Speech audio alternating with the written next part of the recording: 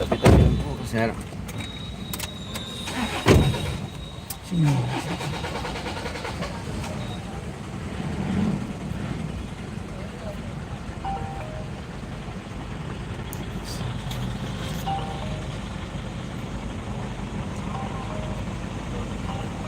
Lala en sota jamu itu na leire kuire jamu kale se pungai mufara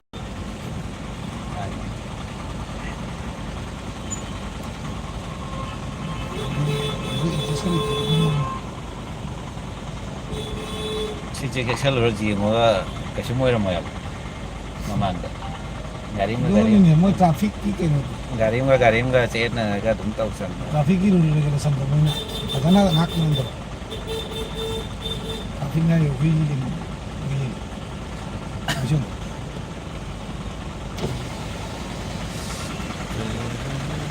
bien papa Kita kamu lebih bien hajan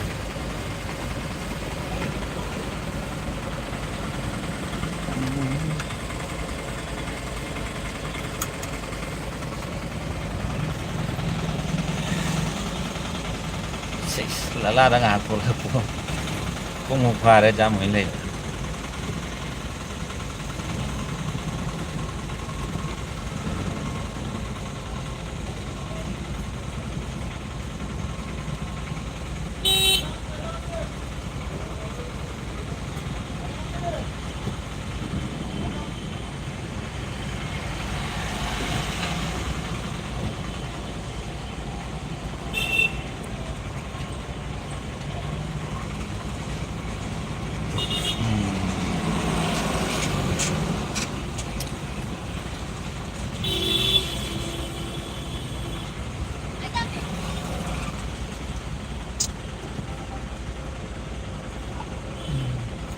biar pada lo yang mau tuh ini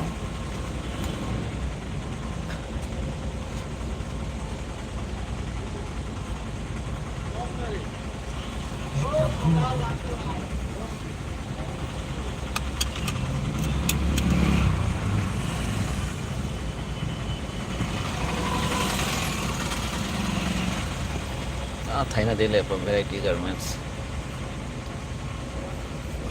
Pagiti online na shopping mall ang amla po lagi. Mali sa kami chang.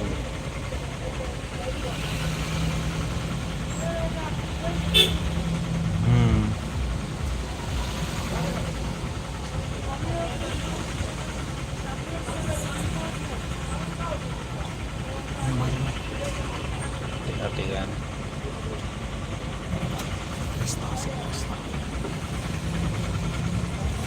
Kakak hador ya jam. Squee, pernah lagi.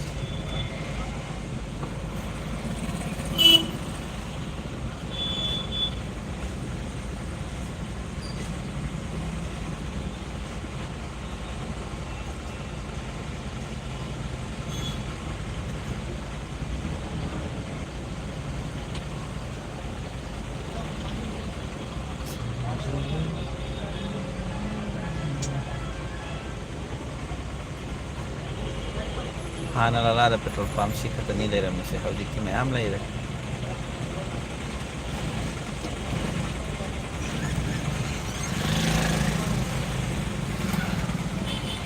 Hana ni daerah apa? Wana ni daerah apa? Di kimi di petrol pump na white car. Ini stop kay SP road na sapot din.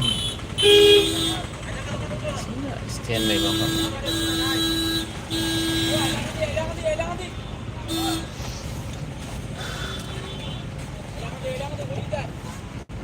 Auto stand ni ada di sana.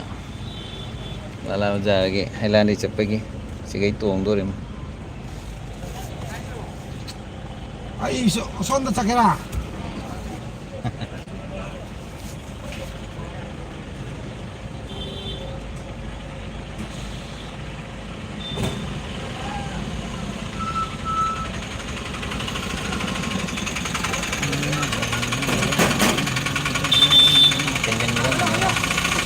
Tunda dekore, tunda ita auto ita borosa nahi.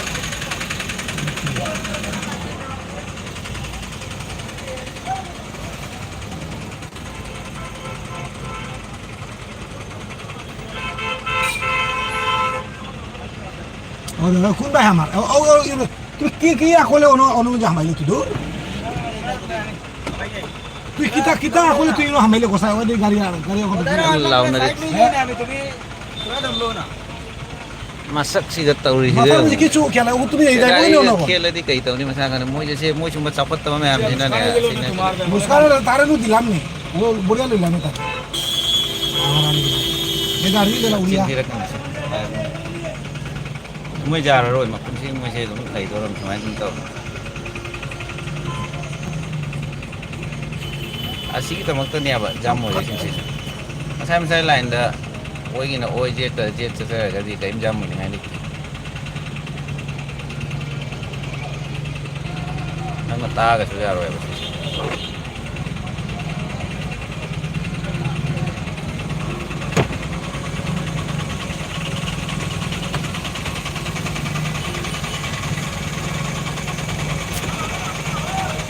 Jadi kalau main point. Oi bhai, ini jasna de ba ja. Main point tu jauh agak jauh karim ni ramai apa. Anu aman amma overtake tahu nak boleh jam hoy. Jam मैं हमारा सिर्फ ले थोंग ना रही. लगाई लो. Lagaw.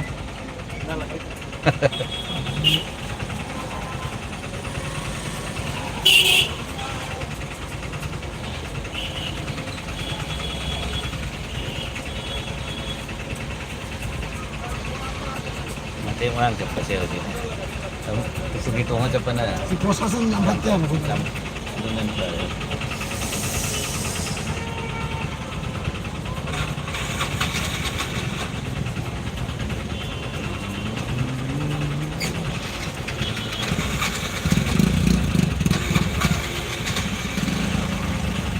Musasili ulit saktok ni dong lah.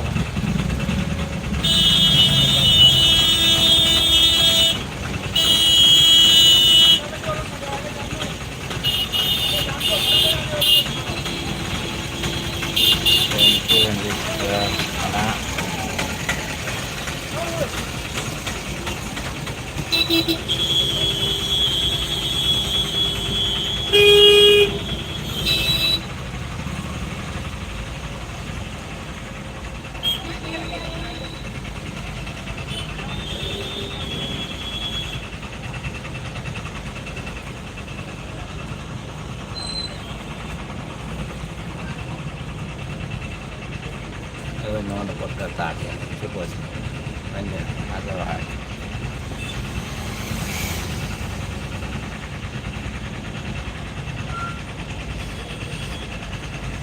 Pol kalau itu menjelaskan lagi sih kalau ya kan, lagi juga lagi nanti buat apa nih kan, orang pada orang lama ada, sebagai hirup dari kah, lagi.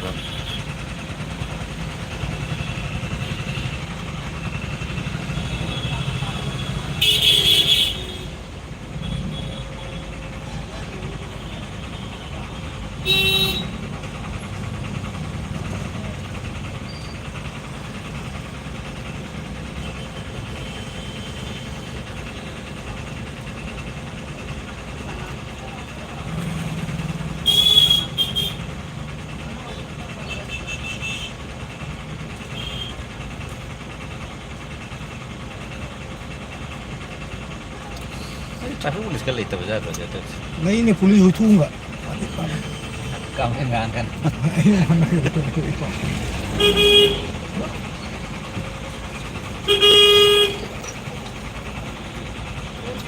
Nah, ini kumsara kayak sana calaga lanjut ni ada ni. Asik ada nih biar lo. Untuk ngurusin juga main point. Karim lagi jam hari sih. Sonde gari laksalakpa si pura karong ni na nakanam de gari laksala nakanam ni orang tahu sih. Sekarang de gari juga thok lagi. Main jam lah sih. Lah kasi puncang ni. Entah itu jadi pung ayo pung ni pan lagi gari coba cang dabai na tahi. Cang mai pang cang tu cang. Gari jauh mata sampai lagi.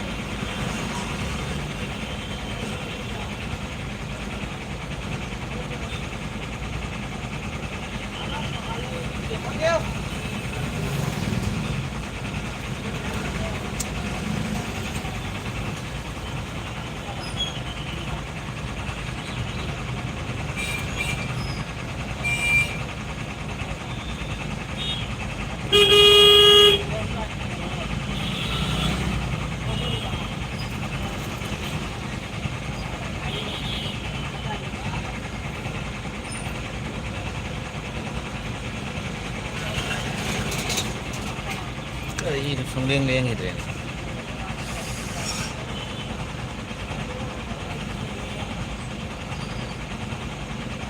Si actually hamra. Ai sama kummagan. Ini manga kada ikutiya to.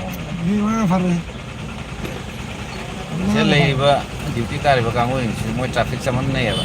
Kadon de hana thatla kadon de thara mo kena to mi se masa da kaino yauti. Dum je bi ma se tu asi ma to ba sar de ga কোনোদিন রাস্তার জাম শুধাইছে নি? হ্যাঁ, mama sama ngau ya ba samam na ya ba. তুমি পাগল হয়ে যাবো। Ini pa nakan nam thatla nakan nam thado ga kaino to de ba.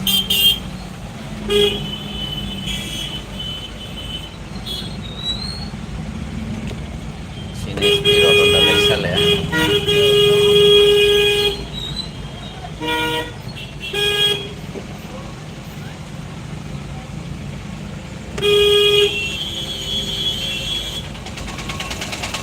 Lambe na pi ba, hari na so sa de ba.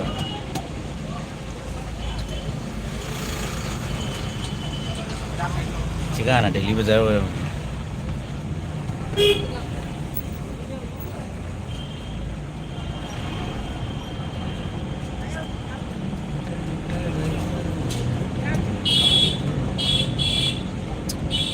থানা আগে me পাদুর me পয়সা শাসন করছেন। Sigain na lagi lalaki na alay re siga sino bilay Christian.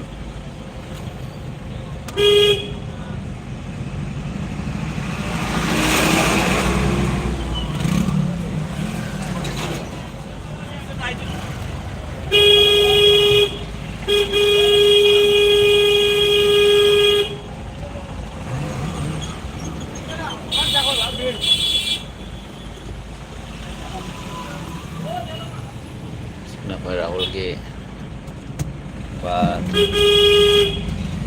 si Spirot nih live sel bisa lagi macam sih